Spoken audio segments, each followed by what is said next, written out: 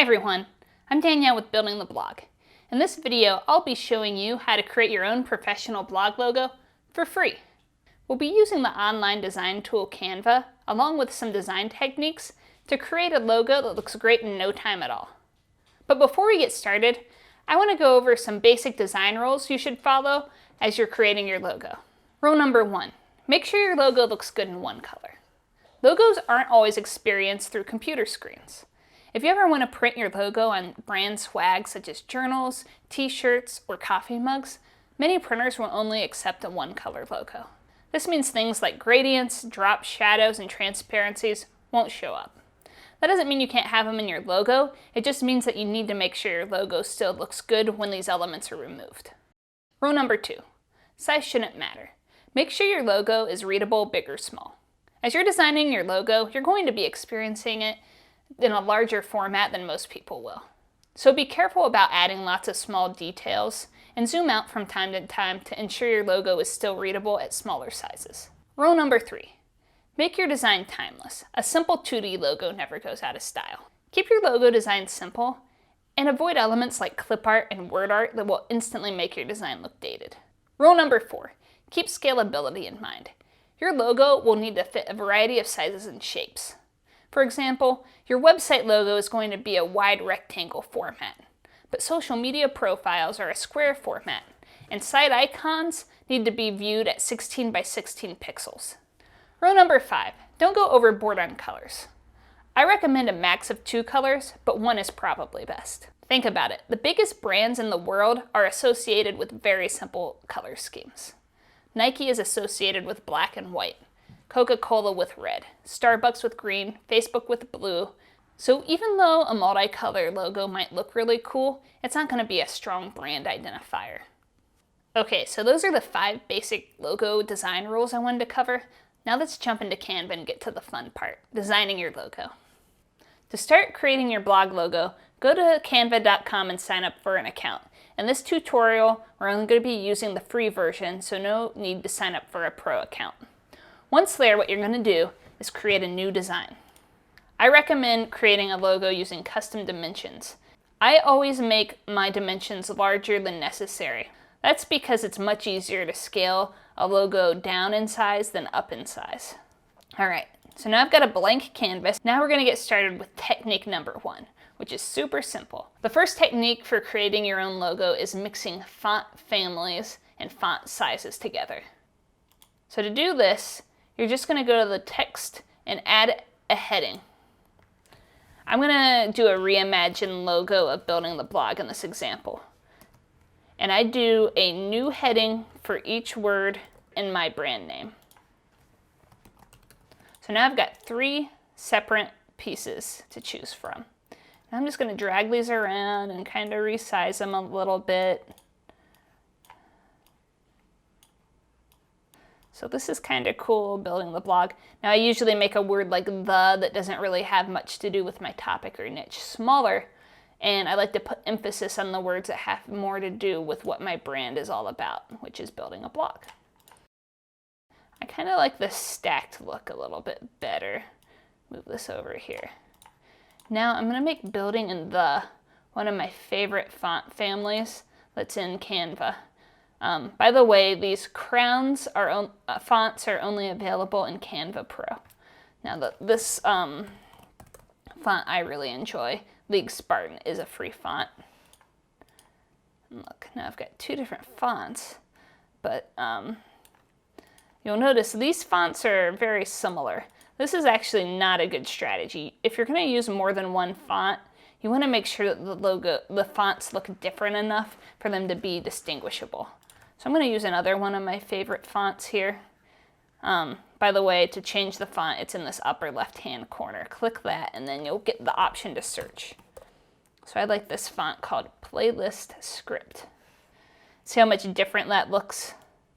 Now those 2 fonts are easily distinguishable. And I've got kind of a cool-looking basic text logo. Another quick tip, you can drag to select everything all at once, and you can actually group these together. And then I'm able to scale all of those elements together so it fits the canvas size better. All right, now let's use that same technique for a fictional brand called Paleo Promoter. So this is actually another font that I found earlier that I really like for this particular brand. It's called Adumu Regular. And the reason I like it is it kind of has a prehistoric look to it, which fits with this paleo premise. And then, since this is such a bold, heavy font, to give it balance, I don't want to have two bold, heavy fonts. So I like this Dosis Extra Light. And go ahead and group those and make that fit. And there you go. Two unique logos using mixing the font family and font size technique.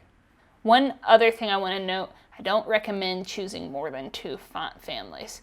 Two max, or else it's going to look too busy and not simple enough. Let's move on to our second technique. It's also super basic. All it involves is adding simple shapes to your logo. So I did this with my same building the blog example, and I'm just going to show you kind of how those turned out. And you can see I created different looks by utilizing just a simple square shape. Now I'm going to show you how to do this using Canva, or right click, copy, and then right click, paste onto your next page. And then I'm just going to get a shape. You want to go to your Elements section, and then under Shapes, there are more options under See All, but I'm just going to use this square shape. Now you'll notice that this Paleo font's really heavy, and the Promoter font is much lighter. I don't want to add to even more heaviness by adding a shape behind Paleo, so instead I'm going to go with the lightweight option. And I'm just going to drag and eyeball kind of a border around Promoter. Now you're probably wondering why I'm covering up the word. That's just because by default, when you add something new to your canvas, it shows up on the top layer.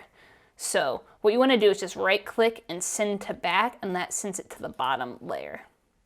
Now I want to make that square shape black because, again, I'm just making simple black and white logos for now. I'll add colors later if I want to. To ungroup, by the way, the shortcut's Control-Shift-G, or you can also right-click.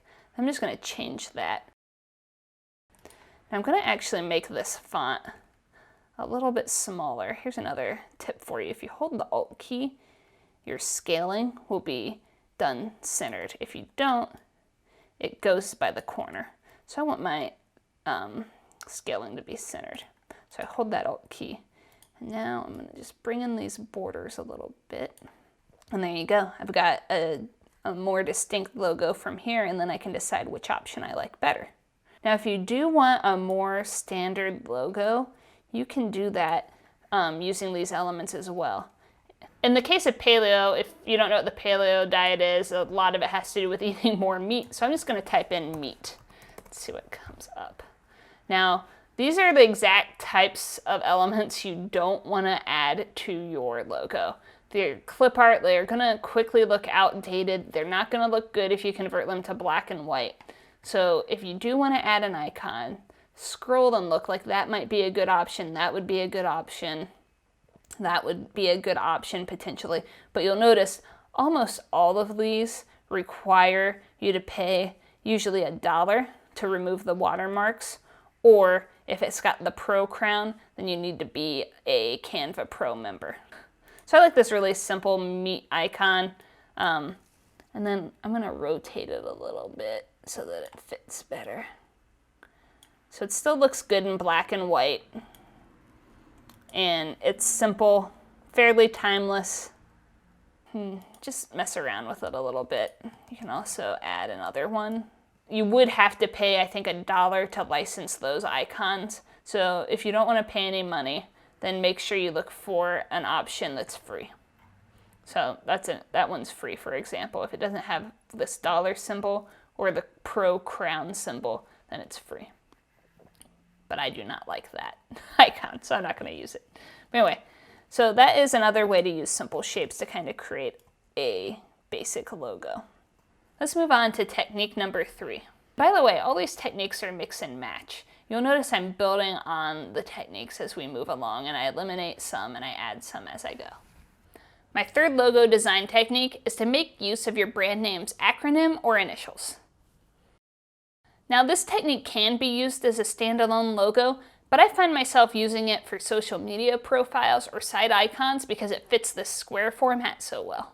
If you don't know what a site icon is, it's this thing that shows up in the top left of a tab. It also shows up on Google when your site shows up. Now we've been making these rectangle logos, but we also need a square format that's going to show up as small as 16 pixels by 16 pixels. Now when you're working with acronyms, there are a couple techniques you can do to try and create something interesting. You can try overlapping your letters, and then you can change the size, and then, just like we did previously, incorporate shapes. So, like I said, a site icon is a square shape. You'll see you can kind of come up with a unique look. And I actually use something similar to this for my own site icon. So this is a good technique. Maybe not for your official logo, but it look like these square type acronym logos can look really good on social media. They can look good for your site icon. All right, so the fourth technique I want to talk about is pairing solid fonts with outline fonts. In Canva, you can't make any font an outline font. You have to use specific fonts that are only outline. Luckily, I found some ahead of time that look good together. Some are actually perfect matches. Chiffon and Chiffon Outline, Lavello plus Lavello Line, Hussar Bold and Hussar Ecologicsy, Landrina Solid Regular, and Landrina Sketch. And this time I'm going to use a fictional travel brand called Wanderlusty. So for this example, I'm going to use the Lavello combination. And again, you kind of want to check periodically that this is readable from farther away, because as I mentioned, your logo is not going to typically be viewed as large as you're designing it. You don't necessarily have to pair the two fonts together that are perfect matches. You can pair an outline font that doesn't match exactly. So let's try this. There you go. Another version, and those look much different even though all I did was change one of the fonts. So the final technique is to utilize letter spacing to create a unique looking text logo. So I'm going to type in Wanderlusty again, and then let's make this much bigger. Another shortcut for you is to make text bigger. You can hold the Control, Shift, and right arrow key, and that will automatically step up your font. And then once you've got that typed in, click the spacing option. And even if I use the same Lavello font, it's still a much different looking logo. And then, play with your line height as well if you end up pushing it off to 2 different lines. You can also use the same technique to contract. Now, I do think this works better with outline fonts. So that's my final tip, is just to play with the letter spacing and see if you can come up with something a little bit more unique than if you just use the font's default spacing. So there you have it. Those are 5 different techniques that you can use to create a unique looking logo in Canva. The first technique was to mix different font families with different font sizes. The second technique was to incorporate simple shapes. The third technique was to make use of acronyms and letters to create a site icon style. The fourth technique was to combine outline fonts with solid fonts. And the fifth logo technique was to utilize letter spacing. Now remember, you can always mix and match all 5 of those techniques to create a logo that you like. Once you have your logo design, you may be wondering, how can you export it? Well, that's super simple. Let's say I'm ready to export and I like, let's see, this second logo the best. All you got to do is click this download button, select page 2, or if you want to download multiple, obviously, or you can select all, and just hit done, click download. Now once you have a logo you like, the other thing I want to point out is that you can resize your photo very easily using a free online tool like befunky.com. You can also actually copy and paste into a new canvas you create in Canva. So let's say I really like this Wanderlusty logo I've created. I'm going to group it together and hit copy. And then I'm going to go back to File, and then I'm going to do Create New Design. I'm going to do those custom dimensions I talked about that WordPress likes of 180 pixels by 60 pixels, just to show you. And then I'm just going to Control V, or you could have also done paste. And there you have it. I've got it resized. I can just drag and then center. You can use these position, align, center to get it perfect, by the way. So you can use that technique to resize your logo. It's not as easy as if you had Canva Pro and you can just click this resize button, but there are ways to resize your files using Canva. You just have to do it manually.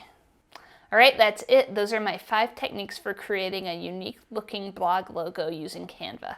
I hope you found the tutorial helpful and you were able to create a great looking logo. Let me know how it worked out for you in the comments section below. I'd love to see your creations. Also, I'd appreciate a like if you enjoyed this video, and if you want to keep seeing helpful tutorials like this, subscribe for more. Thanks.